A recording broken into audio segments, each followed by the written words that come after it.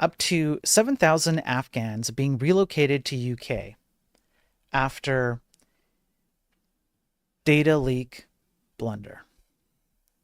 What is this? A new scandal is currently rocking the British government. Almost 7,000 Afghan nationals are being relocated to the UK following a massive personal data leak in the military. The people were assisting British forces deployed to the country. A dataset containing the personal information of nearly 19,000 people who applied for the Afghan Relocations and Assistance Policy was released in error by a defense official in February 2022. The UK forces were, of course, unsuccessfully fighting the Taliban between 2001 and 2021. The leak is thought to have been triggered by the careless handling of an email that contained a list of the names of around 20,000 Afghan nationals. The blunder has endangered the individuals and their families, since the Taliban is back in power in Afghanistan, still hunting down people who supported the US-led coalition. I'm not joking when I state that I feel sick to my stomach reading this. In February 2022, under the previous government, a spreadsheet with names of individual applicants for the ARAP scheme was emailed outside of official government systems. This was mistakenly thought to contain the names of a small number of applicants, but in fact, the email contained personal information linked to about 18,700 applicants of ARAP and its predecessor, the EGS, the Afghanistan Locally Employed Staff Ex Gratia Scheme.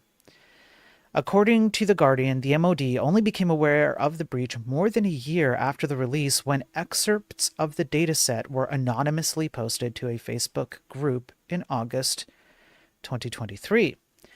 A source told Sky News that a small number of people named on the list are known to have been subsequently 404'd. The previous Tory government quickly created a secret Afghan relocation scheme in April 2024, and a super injunction, which lasted for nearly 2 years, prevented widespread knowledge of the incident, allowing the government to take any necessary protective action. It's not clear whether the Taliban has the list, only that the MOD lost control of the information. I can't really show a lot of the pictures. I can't leave it on for too long because of terms of service.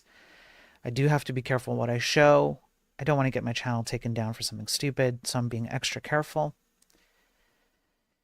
The relocation costs alone will be around £850 million, or $1.14 billion, I presume US here. However, an internal government document from February this year said the cost could rise to $9.4 billion, which is 9 times the amount of money approximately. Defense Secretary John Healey apologized for the data breach in the House of Commons on Tuesday afternoon. Okay, so in short, a spreadsheet list of names of Afghan nationals, people who live in Afghanistan, who supported the US-led coalition against the Taliban, was mishandled via email. It got out there, and the UK had to very hush-hush in order not to present attention to this information leakage. They had to come up with a relocation scheme for everybody on that list, and the cost is insane. Is this where it ends? It doesn't end here. And it seems that people who lived in Afghanistan and supported the military who fought against the Taliban, they ended up losing their life. Like, that sucks. That doesn't make me, who feels good about this, right? But it's worse. It's actually worse. Follow-up article, which this is the reason why I'm covering it today, because I saw this article today and felt I could no longer ignore it. I had to bring attention to this basically as soon as I could. Major UK leak exposes identities of spies, not just Afghans, who helped. A secret court order was partly lifted today, revealing that a major data leak exposed the identities of British special forces and intelligence officers, in addition to the thousands of Afghans who had worked with the UK, which was reported earlier.